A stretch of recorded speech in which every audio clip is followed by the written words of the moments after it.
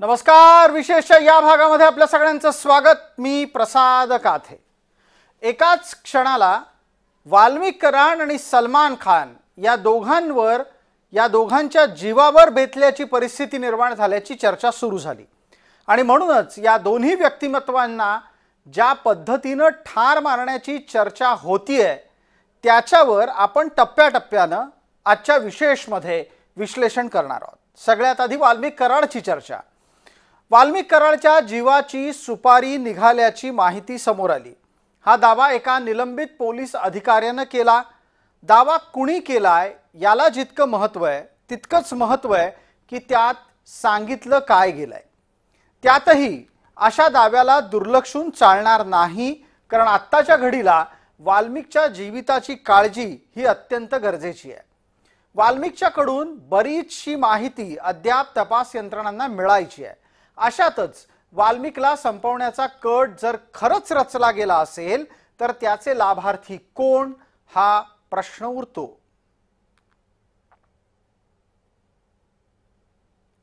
वाल्मिक कराडच्या हत्येची सुपारी दिल्याची चर्चा सोमवारी अचानक सुरू झाली. ती निलंबित पोलीस अधिकारी रणजित कासलेच्या पोस्टमुळे. सोशल मीडियामध्ये त्यानं एक व्हिडिओ टाकला आणि त्यात दावे केले. गेल्या काही दिवसापासून रणजित कासले सातत्यानं अशा पोस्ट करतोय आणि त्यात नवनवे दावे करतो आहे. त्याच्या या दाव्याला पोलीस दलानं गांभीर्यानंही घेतलंय, कारवाई सुरू केली आहे, कारण आत्ताच्या घडीला रणजित कासलेच्या विरोधामध्ये गुन्हा दाखल झालाय, तो अॅट्रॉसिटीचा. तर मित्रांनो, एन्काउंटर कसा केला जातो, बोगस एन्काउंटर, ते मी पहिले सांगतो. ज्याप्रमाणे मला ऑफर दिली होती एन्काउंटरची वाल्मिक कराडच्या, त्यावर मी नकार दिला. मला एवढं पाप होणार नाही आणि ते लाईफ टाइमचं एक लमसम अमाऊंटची ऑफर देतात, म्हणजे 10 करोड 20 करोड 50 करोड अशी एक ऑफर देतात. तुम्ही बोलाल तेवढी ऑफर असते त्या एन्काउंटरला. आणि तो माणूस कुठेही असेल तर त्याला त्या ठिकाणी बोलावून घेतात. जसं मी सायबरला होतो, सायबरचा आणि इकडला काही संबंध होता का? नाही. पण त्यांना माहित होता की हा माणूस करू शकतो. त्याला स्लीप ऍपनिया नावाचा आजार असल्यामुळे तो जोपर्यंत बीड जिल्हा कारागृहात आहे तिथं त्याला जशी व्हीआयपी वागणूक मिळते तसंच स्लीप ऍपनिया नावाच्या आजाराखाली, कारण स्लीप ऍपनिया आजारामध्ये श्वास घ्यायचा माणूस विसरतो, त्याचं मशीन काढून घेतलं जाऊ शकतं आणि कोठडीमध्ये तो मृत अवस्थेत आढळला अशा पद्धतीची पोलीस घोषणा करू शकतात. त्यामुळं त्याला कधीही मारलं जाऊ शकतं. संतोष देशमुख हत्या प्रकरणात वाल्मिक कराडचा जर गेम झाला किंवा मारून टाकलं तर ही केस पूर्णपणे संपू शकते. त्यामुळे वाल्मिक कराडचा एन्काउंटर कधी होऊ शकतो. वाल्मिकच्या एन्काउंटरची शक्यता यापूर्वी सुद्धा व्यक्त झाली. आता ती भलेही एक निलंबित पोलीस अधिकारी करतोय म्हणून दुर्लक्षून चालणार नाही. कासलेचा दावा नेमका तेव्हा समोर आलाय जेव्हा वाल्मिक कराडच्या संपत्तीचा ठाव ठिकाणा तपास यंत्रणा घेतायत. वाल्मिकच्या हत्येमागचा प्राथमिक हेतू संपत्ती कमावण्याचा मार्ग उघड होण्यापासून रोखण्याचा सुद्धा असू शकतो आणि वाल्मिक पर्यंत तपास यंत्रणांना पूर्णपणे पोहोचू न देण्याचाही असू शकतो. यासाठी एकदा लक्षात घेऊयात की वाल्मिकची संपत्ती नक्की आहे तरी किती. वाल्मिकच्या संपत्तीचे दावे धस यांनी अनेकदा केले. त्याच्यानुसार चिंचवड काळेवाडी इथं मंजली आणि वाल्मिक यांच्या नावे 4 BHKचा फ्लॅट आहे ज्याची किंमत 3.25 कोटी रुपये आहे असं सांगितलं जात आहे. आणखीन एक दावा आहे की वाकड पुण्यामध्ये मंजली आणि वाल्मिकच्या नावे एक 2 BHK फ्लॅट आहे ज्याची किंमत 1 कोटी रुपये आहे असं म्हटलं जात आहे. फर्ग्युसन कॉलेजच्या समोर एका कमर्शियल कॉम्प्लेक्समध्ये दुसऱ्या बायकोच्या नावे म्हणजेच ज्योती मंगल जाधवच्या नावे 2 ऑफिस आहेत ज्याची किंमत 12 कोटीच्या जवळपास आहे. अमनोरा टाउनशिप हडपसर इथं ज्योती मंगल जाधवच्या नावे 2 फ्लॅट आहेत ज्यांची किंमत अंदाजे 3 कोटी रुपये आहे असं सुद्धा म्हटलं गेलंय. सिमरी पारगाव बीड या भागामध्ये सुदाम नरोडेच्या नावावर 50 एकर जमीन आहे. नाव सुदामचं असलं तरी पण प्रत्यक्षात वाल्मिकच त्याचा मालक आहे. किंमत किती याचा शोध सुरू आहे. बार्शी शेंद्री परिसरामध्ये ज्योती मंगल जाधवच्या नावे 50 एकर जमीन आहे. किंमत किती आहे या जमिनीची त्याचा तपास यंत्रणा शोध घेत आहेत. सिमरी पारगाव या इथं मनीष नरोडे याच्या नावावर 12 एकर जमीन आहे. या जमिनीची नक्की किंमत किती हे सुद्धा तपास यंत्रणा शोधतायत. याच पद्धतीनं योगेश काकडेच्या नावावर सिमरी पारगाव परिसरातच 20 एकर जमीन आहे आणि त्याचीही एकूण किंमत आजच्या घडीला किती असावी याचा शोध सुरू आहे.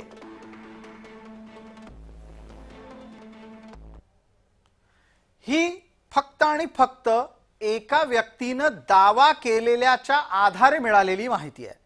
तपास यंत्रणा या संपूर्ण प्रकरणाच्या तळाशी जात असताना त्यांच्याकडे अनेक धक्कादायक खुलासे येत आहेत असं समजतंय. वाल्मिक ज्या पद्धतीनं धमक्या, खंडणी आणि त्यातून पैसा उत्पन्न करण्याचं तंत्र अवगत करून बसला होता, त्या आधारे यापेक्षाही भरपूर मोठ्या प्रमाणामध्ये वाल्मिकची संपत्ती दडलेली असू शकते असा अंदाज आहे. एका बाजूला संपत्तीचा विशाल आकडा आहे तर दुसऱ्या बाजूला चकमकीचं तंत्र आहे. रणजित कासलेचा दावा चकमक कशी केली जाते या बाबतही आहे तो गंभीर आहे, कारण अक्षय शिंदेची चकमक नुकतीच वादात सापडल्याचा आधार घेत कासलेनं केलेले हे दावे आहेत. टीम तयार करतात आणि त्यांना सांगतात की एक लमसम अमाऊंटची ऑफर देतात, लमसम अमाऊंट देऊन टाकतात. 5 करोड, 10 करोड, 20 करोड, 50 करोड, जेवढे तुमच्या सर्व्हिस मध्ये तुम्ही कमवणार नाहीत आणि तुम्हाला परत खात्यात घ्यायची, इन्क्वायरी करायची, आमचं सरकार आहे, आमचं सरकार येणार आहे, आम्ही तुम्हाला या खात्यातून, आम्ही तुम्हाला चौकशीतून आम्ही तुम्हाला मुक्त करू, असे ते आश्वासन देतात. मित्रांनो, मुळात बनावट चकमकी या सरकारच्या समर्थनानंच होतात अशा प्रकारचा दावा रणजित कासले करतोय. रणजितचा हा दावा कितपत गांभीर्यानं घ्यायचा याच्यासाठी आम्ही थेट निवृत्त पोलीस अधिकाऱ्यांनाच माहिती मागितली. वाल्मिक कराड या आता जेलमध्ये आहे. जेलमध्ये त्यांना सुरक्षा आहे नाही आहे हाही प्रश्न मागे एकदा ऐरणीवर आलेला, कारण जेलमध्ये 2 गटांमध्ये जी मारामारी झाली त्यावरून सुद्धा एक प्रकरण गाजलेलं आपण सगळ्यांनी बघितलेलं आहे. तेव्हा वाल्मिक कराडच्या भोवती जी काही एक परिस्थिती आहे त्या परिस्थितीचा सर्वंकष आढावा घेतला जावा अशी एक वेगळी गरज निर्माण झालेली आहे आणि मला वाटतं राज्याच्या गृह खात्याने, गृहमंत्री महोदयांनी यामध्ये तातडीने लक्ष घालावं. कराडच्या एन्काउंटरचा मुद्दा चर्चेत येताच त्यावर आक्षेप घेणारे आणि त्याच्या समर्थनात सुद्धा असणारे दोन्हीही लोक समोर आले. रणजित कासले या अधिकाऱ्याबद्दल खरंच आपण बातमी करू नये असं मला वाटतं. अतिशय विचित्र आणि विक्षिप्त असा हा माणूस आहे. त्याचे आधीचे व्हिडिओज अतिशय मद्यधुंद अवस्थेतले देखील बघितले आणि मला तर प्रश्न पडतो की मग अधिकारी असताना ही माणसं काय करत होती? जर तुम्हाला एवढं छानपण होतं तर तुम्ही अधिकारी असताना काहीच कारवाई का नाही केली? आत्ताच्या घटकेला पण हा माणूस सायबरमध्ये आहे आणि सायबरचा अधिकाऱ्याला कधीच कोणी एन्काउंटर करायला सांगत नाही. कुठेतरी खळबळ करायची, काहीतरी वाटेल ते बोलायचं आणि त्याचे व्हिडिओज बनवायचे, हाच त्याचा कार्यक्रम आहे असं मला वाटतं. याच्यामध्ये मला असं वाटते की फक्त सलमान खान कशाला, अक्षय कुमार किंवा अमिताभ बच्चन असे कोणत्याही व्यक्तीला आजपर्यंत फोन आलेला नाहीये. तो मला असं वाटते की कुठे ना कुठे याच्यामध्ये राजकारण होऊ शकते, क्योंकि येणारी निवडणूक जी आहे ते नगरपालिकाची निवडणूक, खूप मोठी निवडणूक महाराष्ट्रामध्ये होणार आहे. ते समोर बघताना कोणीतरी हे राजकीय खेळी असू शकते आणि आपले जे गृहमंत्री आहे देवेंद्र फडणवीस साहेब ते सक्षम आहे. आता गुन्हा नोंद झालेला आहे अज्ञात व्यक्तीवरती. लवकरच लवकर याची तपशील करून आपली महाराष्ट्राची पोलीस लवकरच लवकर ते व्यक्तीला समोर आणण्याचे काम 100% करणार आहे. मुळात कळीचा मुद्दा हा सुद्धा आहे की कराडच्या हत्येची सुपारी कोणाच्या पथ्यावर पडेल. जर समजा कराडची हत्या झाली तर त्याचा आका म्हणजेच सूत्रधार उघड होणारच नाही. त्याच्या जोडीला कराडच्या बेनामी संपत्तीचे मार्ग गुप्त राहतील, म्हणजे पैसा आला कुठून गेला कुठे तेही उघड होणार नाही. आणि सगळ्यात महत्त्वाची गोष्ट म्हणजे संतोष देशमुखच्या हत्येचा खरा सूत्रधार सुद्धा लक्षात येणार नाही.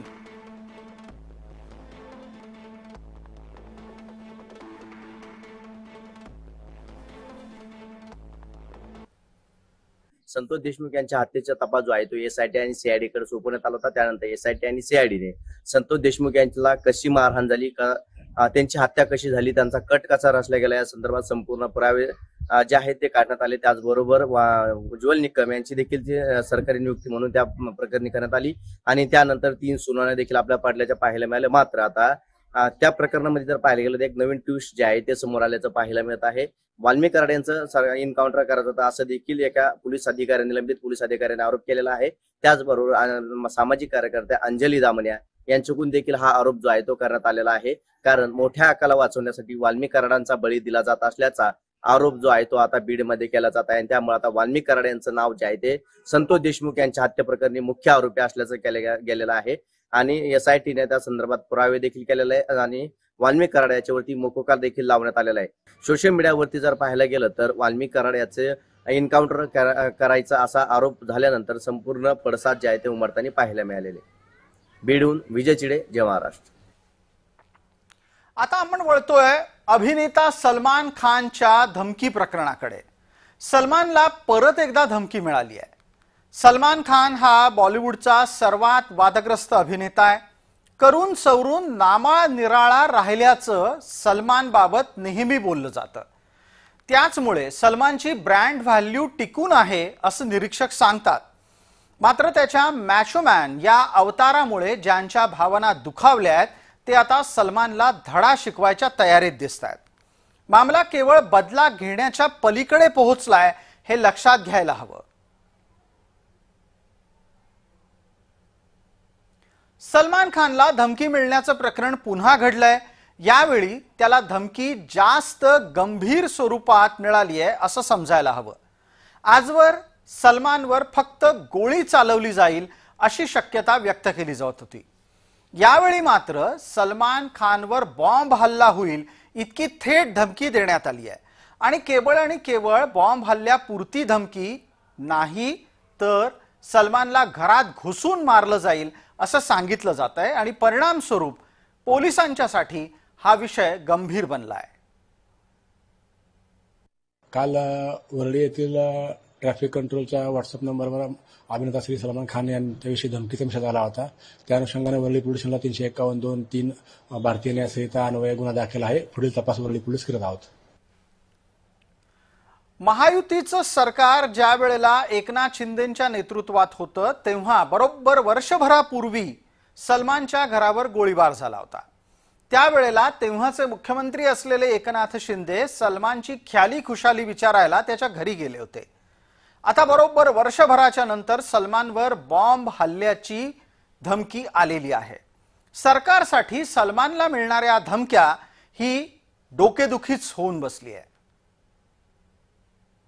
अशा प्रकारची दहशत मुंबईत चालणार नाही, महाराष्ट्रात चालणार. या राज्याचे मुख्यमंत्री स्वतः गृहमंत्री आहेत. या विषयाची गांभीर्यानं गृहखातं दखल घेईल आणि सलमानच काय सर्वसामान्य माणसाला सुद्धा निर्भय वातावरणात कसं जगता येईल याची सरकार काळजी घेत आहे. बॉलिवूडचं वादग्रस्त वक्तव्य म्हणून ज्या सलमानची ओळख आहे त्याला आजवर अनेकदा धमक्या आल्या आहेत. एकदा त्यावर पटकन नजर टाकू. सलमानला बिश्नोईकडून अनेकदा जीवे मारण्याच्या धमक्या आल्या आणि हेच प्रकरण आता आणखी वाढलं आहे. मार्च 2023 मध्ये गोल्डी ब्रारच्या नावानं सलमानला धमकीचा ईमेल आला. 10 एप्रिल 2023 ला धमकीचा फोन आला आणि 30 एप्रिलला मारून टाकू असं सुद्धा म्हटलं गेलं. जून 2023 मध्ये सिद्धू मुसेवाला प्रमाणे ठार मारण्याची धमकी सलमानला देण्यात आली. एप्रिल 2024 मध्ये सलमानच्या गॅलेक्सी या निवासस्थानाच्या बाहेर गोळीबार झाला. मुंबई ट्रॅफिक पोलिसांना आता 2 कोटीची खंडणी मागणारा मेसेजही त्यानंतर आला. आता खंडणी 5 कोटीपर्यंत पोहोचली आहे, ज्यात लॉरेन्स बिश्नोईचा भाऊ सहभागी असल्याचा दावा केला जातोय.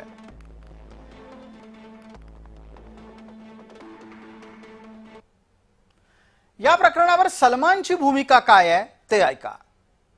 सलमान असं म्हणतो की जिथे घटना घडली म्हणजेच ज्या छायाचित्रणाच्या दरम्यान एका हरिणाचा बळी घेतला गेला त्या प्रकरणामध्ये आपण नव्हतोच असा त्याचा बचावच नाही. या प्रकरणाशी तब्बू, नीलम, सोनाली बेंद्रे या अभिनेत्रींचा संबंध काय असा सवाल सलमान विचारतो. सलमान असंही म्हणतो की त्यानं जर हरिण मारलंय असं तुम्हाला म्हणजेच प्रेक्षकांना आणि यंत्रणांना वाटत असेल तर तो याबद्दल न्यायालयामध्ये लढा द्यायला तयार आहे. हे सगळं प्रकरण एक बनाव आहे असा सलमानचा दावा आहे.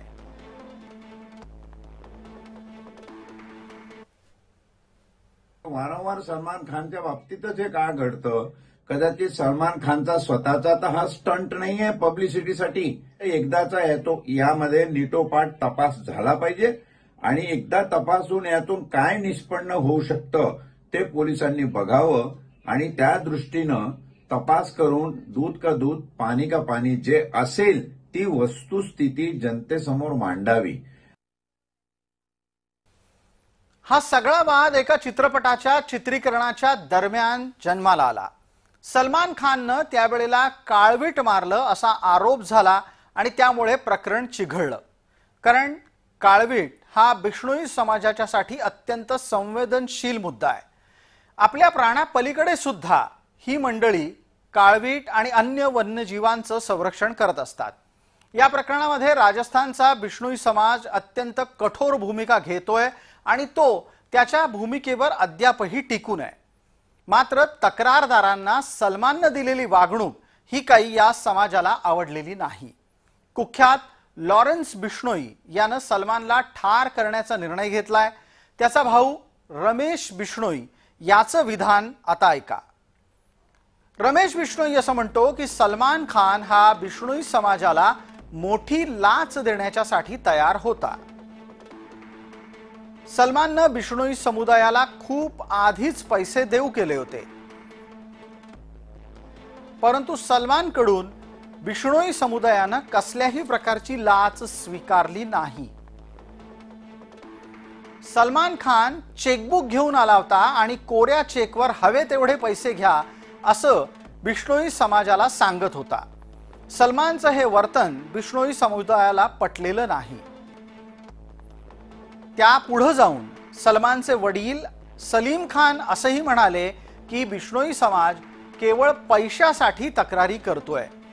त्यांचंही हे वागणं पटलं नसल्याचं बिष्णोई समाज सांगतो. म्हणजे थोडक्यात काय, सलमान आणि सलीम या पिता पुत्राचं वागणं पटलेलं नाही ही बिष्णोईंची खरी खंत आहे. यात महत्वाचा मुद्दा असाही आहे की जो लॉरेन्स बिष्णोई सलमानला मारण्याच्या बाता करतोय त्याला सलमानला मारून मिळणार तरी काय आहे. तर त्यातला एक प्राथमिक मुद्दा असा लक्षात येतो की कुख्यात लॉरेन्स बिष्णोईला बिष्णोई समाजाचं समर्थन हवे आहे. समाजाच्या समर्थनाच्या बळावर लॉरेन्स सुटकेचा डाव खेळू शकतो. त्याला याद्वारे सरकारवर दबाव निर्माण करता येऊ शकेल. लॉरेन्सला आपली छवी आता कट्टर हिंदूवादी अतिरेकी अशी तयार करायची आहे. देशविरोधी व्यक्तीच्या विरोधात लॉरेन्स असा प्रचार त्याला कदाचित अपेक्षित असावा.